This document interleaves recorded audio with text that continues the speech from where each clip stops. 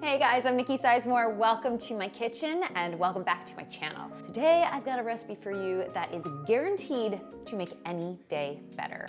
I'm going to show you how to make chocolate pudding from scratch. So remember those little chocolate pudding cups you used to eat as a kid? No. This is nothing like that. This is the best chocolate pudding. It is luscious, it's creamy, it has a rich chocolatey flavor, and it is so easy to make. We're gonna boost the chocolate by adding both raw cacao powder, or you could use a good quality cocoa powder, and chopped dark chocolate. And we're going to naturally sweeten the pudding with just coconut sugar, although you could use regular sugar if that's what you have. You can also easily make this pudding dairy-free. The pudding is delicious all on its own, but I like to take it over the top with a dollop of whipped cream, or you could use a coconut whipped cream. It is guaranteed to improve even the worst day, but it's also perfect for any occasion. I love to make it for weeknights and special occasions. Hello, Valentine's Day. I can't wait to show you how to make homemade chocolate pudding from scratch. This one might just change your life. Let's head to the kitchen. And if you haven't done so already, don't forget to like and subscribe below. That way you won't miss out on any of my wholesome, family-friendly, and naturally gluten-free recipes. The first thing we're going to do is finely chop some good quality dark chocolate. I like to use a bar with a 70% cocoa content. This is going to make such a difference in terms of flavor. Although if you prefer to use semi-sweet chocolate, go for it. Now you want to do this first because once we get started on the pudding, it goes really fast.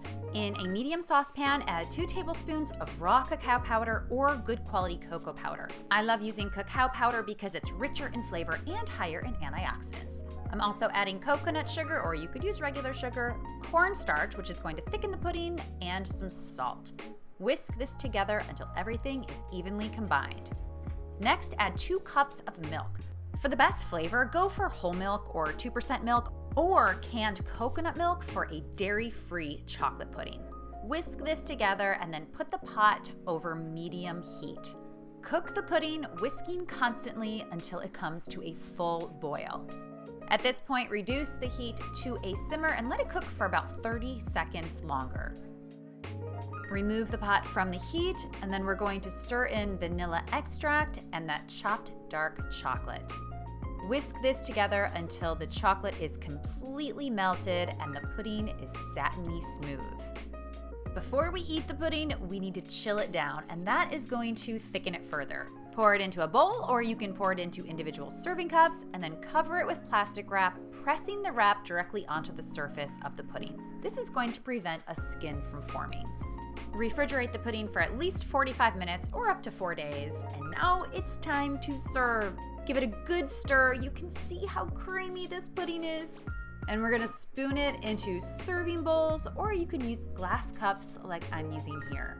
The recipe serves anywhere from 2 to 4, depending on how hungry you are. And you can serve it all on its own, and it's completely delicious. But if you want to take it over the top, dollop the pudding with some fresh whipped cream and a sprinkle of shaved dark chocolate. Yes, please. Thank you guys so much for tuning in. I would love to hear what you think about this chocolate pudding. Let me know in the comments below. I've included below a link to the full recipe with all of the measurements, and I've also included a link to my website where you can find a ton of other recipes. Don't forget to hit that subscribe button. Thank you again for watching, and I will see you guys next time.